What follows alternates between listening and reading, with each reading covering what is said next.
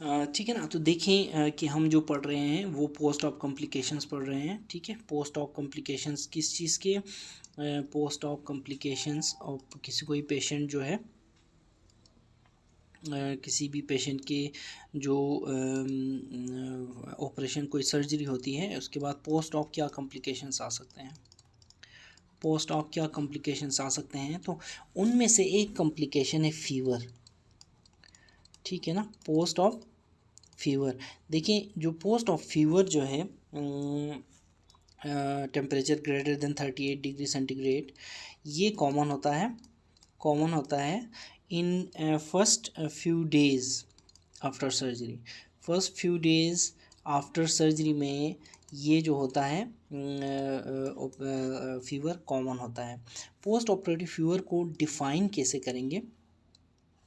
ठीक है ना, इसकी it is defined as D A, मतलब इट इज़ डिफाइंड एज, इसकी दो डेफिनेशंस हैं, याद रखें। एक डेफिनेशन हम करेंगे यहाँ पे कि अगर टेम्परेचर जो है ग्रेटर देन 38 डिग्री सेंटीग्रेड हो फॉर 2 डेज़, 2 कंसेक्यूटिव डेज़, या फिर अगर टेम्परेचर 39 डिग्री सेंटीग्रेड हो ऑन एनी वन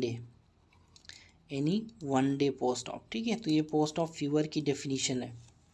अगर आपके पास कोई सर्जरी के बाद कोई पेशेंट एडमिट है, ठीक है ना, एडमिट है और उसको अगर अचानक फीवर होता है, आप चेक करेंगे अपने किसी डॉक्टर को कह के कि इसका टेम्परेचर चेक करें।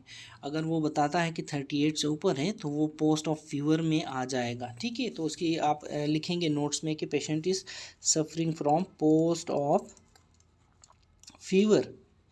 ठीक है ना, पोस्ट ऑफ फीवर। अब ये डेफिनेशन है पोस्ट ऑफ फीवर की।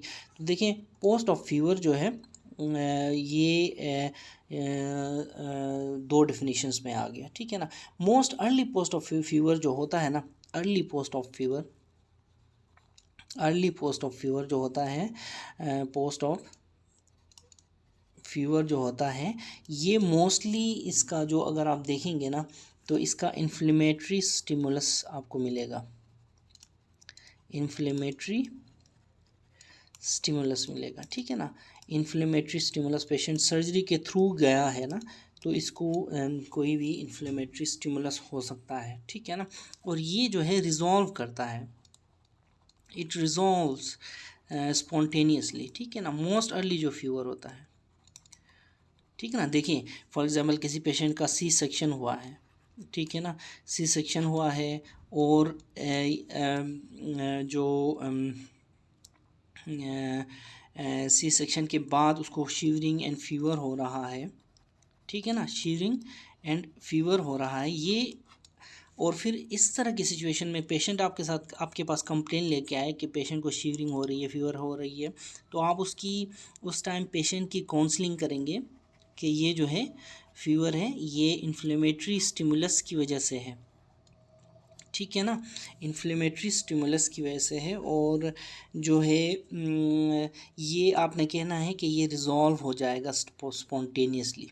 आपने घबराना नहीं है, आपने ऐसी काउंसलिंग करनी है पेशेंट की। ठीक है ना, अच्छा एक तो ये बात हो गई। ठीक है ना, हाउएवर याद रखें कि ऑल पेशेंट्स विद फीवर, जितने भी पेशेंट्स हैं सर्जरी हो गई है, पेशेंट्स आपके वार्ड में एडमिट है, उनको फीवर हो रहा है, इसमें आपने कोई इन्फेक्शन का फोकस ढूंढने की कोशिश करनी है, इन्फेक्शन का फोकस ढूंढने की कोशिश करनी है। ठीक है ना, अच्छा ये हो गया। अब देखें कि अब ये इन्फेक्शन का फोकस आप कैसे ढूंढेंगे, इसमें निमोनिक है 4 Ws एंड V। ठीक है ना, 4 Ws की बात करते हैं पहले। 4 Ws की बात करें तो देखें कि इसमें सबसे पहले आता है वूंड, आपका वूंड सबसे पहले कौन सा आता है, वूंड। ठीक है, वूंड में आप देखेंगे कि कोई डिस्चार्ज तो नहीं है, वूंड में आप देखेंगे कि कोई पस वगैरह तो नहीं है, ठीक है ना, या फिर देखेंगे कि कोई इन्फेक्शन तो नहीं है। ठीक है ना, आप उसको रूल आउट करेंगे, देखेंगे। दूसरा विंड जो डब्ल्यू है वो आता है, दूसरा डब्ल्यू विंड, दूसरा W है विंड। ठीक है ना, ये नॉर्मली 24 to 48 आवर्स के बीच में इन्फेक्शन होता है। ठीक है ना, विंड में मोस्टली देखें ये ब्रीदिंग है असल में। विंड मतलब ये निमोनिक्स है ना, असल में ये 4 Ws and V निमोनिक्स हैं, तो ये ब्रीदिंग के लिए हमने ये निमोनिक यूज़ किया है। ब्रीदिंग यानी कि रेस्पायरेशन, पेशेंट की रेस्पायरेशन से ये ताल्लुक़ है, रेस्पायरेटरी ट्री से, सिस्टम से। ठीक है, अगर 24 टू, और ये फीवर कब होगा, 24 to 48 आवर्स में। ठीक है ना, तो देखें कि जो ब्रीदिंग है इसमें मोस्ट कॉमन कॉज क्या होती है, एटिलेक्टेसिस। एटिलेक्टेसिस, ठीक है, एटिलेक्टेसिस मोस्ट कॉमन कॉज होती है। और इसमें फिर आपने देखना है क्या करना है, चेस्ट को ऑस्कल्टेट करके देखना है, ऑस्कल्टेट द चेस्ट। अगर उसमें क्रेप्स हैं तो आप उसकी चेस्ट एक्सरे वगैरह कराएंगे, PA व्यू कराएंगे, और उसमें इन्फेक्शन है कि नहीं ये आपको नज़र आ जाएगा। ठीक है, दूसरी बात ये हो गई विंड की। ठीक है, तीसरा जो W है, let me change the colour. Third जो W है, third W is what, water. ठीक है, third W is water. Water यानी कि यूरिन।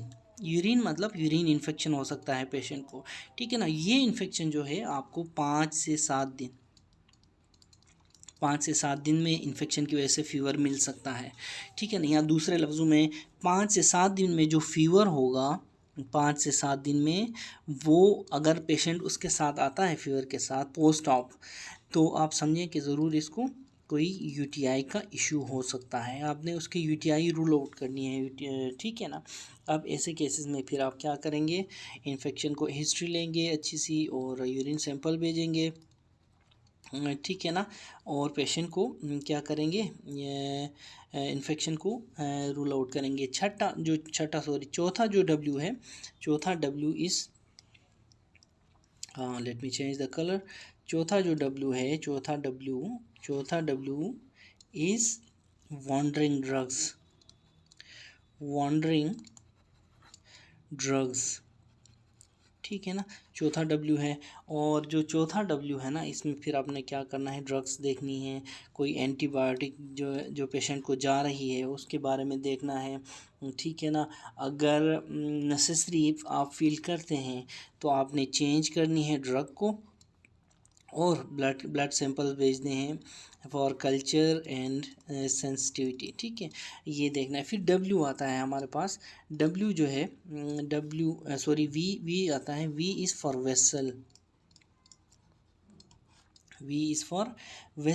वेसल्स की वजह से जो फ़ीवर होता है वो 7 से 10 दिन में, अगर आपके पास पेशेंट आता है सर्जरी के बाद, सर्जरी से 7 दिन या 10 दिन बाद आता है, तो आपने फिर सस्पेक्ट करना है कि वेसल्स के साथ कोई ताल्लुक़ तो नहीं है। और ये क्या ताल्लुक़ हो सकता है, DVT हो सकती है पेशेंट को, और थ्रोम्बोफ्लेबाइटिस, TP फॉर थ्रोम्बोफ्लेबाइटिस हो सकती है। ठीक है, तो ये तो था all about post operative fever. ठीक है, पोस्ट ऑप फीवर।